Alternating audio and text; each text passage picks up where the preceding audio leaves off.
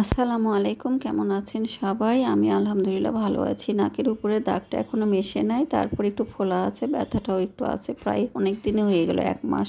তারপরেও ব্যথাটা কমে নাই। তো সব কিছুর জন্য আলহামদুলিল্লাহ আরও বড় কিছু হতে পারত। তো সেদিন আমরা বাড়ি থেকে আসার সময় যে ঘটনা ঘটেছিল, আমরা সবাই ছিলাম, আমার পরিবারের সদস্য, আমার মা, আমার শাশুড়ি, সবাই একসাথে আমরা বাড়ি থেকে আসতেছিলাম ঈদের পর।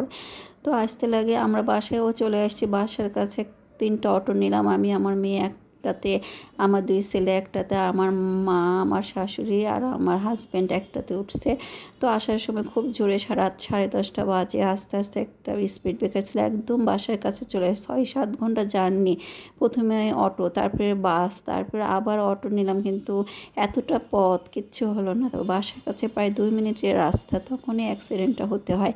একদম এমন একটা ঠ্যাকনা খেলাম আমি, আমার মেয়ে, একদম ওর মাথায় লাগছে একটু, কিন্তু আমার নাকের মাঝখানে একদম কালো হয়ে গেছিলো, ফুলে গেছে, একদম সুপারির মতো একটা ফোলা হয়ে গেলো। সঙ্গে সঙ্গে থেমে, আমি তো কিছুই ব্যথাটা বুঝতে পারি নাই। তারপর দোকানদার সে পানি টানি দিল, তারপর দেখলাম না খুব ব্যথা হয়ে একদম ফুলে সুপারির মতো হয়ে গেছে। তারপর বাসার সামনে এসে একটা ক্লিনিক ছিল, সেখানে গেলাম। তো বললো এক্সরে করাতে, আর অনেক কিছু বললো যে সমস্যা নেই, আপনি টেস্ট করান। তারপরে গেলাম একটা বড় হাসপাতালে, যে ওখানে যাই, এমার্জেন্সিতে দেখায়। তারপর দেখে বললো ব্যথার ওষুধ এসে ইঞ্জেকশন দিতে চাইছিল, আমি নিলাম না ব্যথার ওষুধ। তারপর অ্যান্টিবায়োটিক 5 দিনের খুব লো দিল, দিয়ে বললো যে এটা আস্তে আস্তে কালো হয়ে যাবে, চোখের চারপাশে চলে আসবে রক্ত, তো সমস্যা নেই, পরে একটা সিটি স্ক্যান করে নেন। তো এভাবেই তো খেলাম। তারপর 7 দিনও ব্যথা কমে না, ফোলা কমে না। তারপর আরেকটা ডাক্তারের কাছে গেলাম, গিয়ে আরও 10 দিনের অ্যান্টিবায়োটিক দিল 4 ঘন্টা পর পর। তো খেলাম, খেয়ে এখনও কমছে, কিন্তু ব্যথাটা কমে নাই, ফোলাটাও কমে নাই। সিটি স্ক্যানও করলাম, আলহামদুলিল্লাহ কোনো কিছুই হয় নাই, খালি ফোলাটা আছে, জানি না তারপরেও ভিতরে কি হয়ে আছে, কিন্তু ব্যথাটা আছে।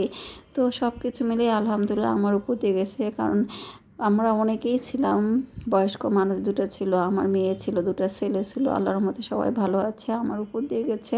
তো সব কিছুই মানে আসলে আমরা যত কিছুই প্ল্যান করি, সব কিছুর মালিকই আল্লাহ।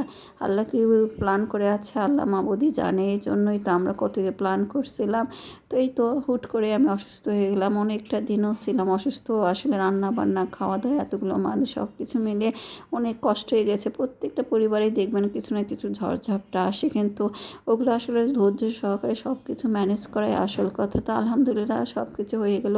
আর যখন আমি একা থাকি তখন বিপদ আপদ হয় না। সবাই মিলে যখন আসলাম, আমার শাশুড়ি, আমার মা, 2জন অসুস্থ মানুষ, তারা কিছুই করতে পারে না বলতে গেলে, তাদের নিয়ে আসলাম। তারপরে আমার এই অবস্থা, তারপরে রান্না বান্না, খাওয়া দাওয়া, বাসার কাজ, আর কিছুদিন তো বাড়িতে না থাকলে বাসার অবস্থাও যা হয়, সব কিছু মিলে মানে আমার উপর দিয়ে একটা ঝড়ঝাপটাই চলে গেলো। তারপরে আলহামদুলিল্লাহ সবার সহযোগিতা, আমার ছেলে মেয়ে, আমার হাজব্যান্ড, সবাই মিলেই আসলে করে ফেলছি সব কিছুই।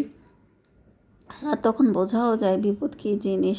তো এভাবেই হলো, আলহামদুলিল্লাহ এখন আমি অনেকটা সুস্থ। তারপরে ফোলাটা কমেনি, এর মধ্যে অনেক কিছুই ঘটনা ঘটে গেলো, অনেক কিছুই করতে হলো। তো ভালো থাকবেন, আমাদের জন্য দোয়া করবেন। আল্লাহ হাফেজ।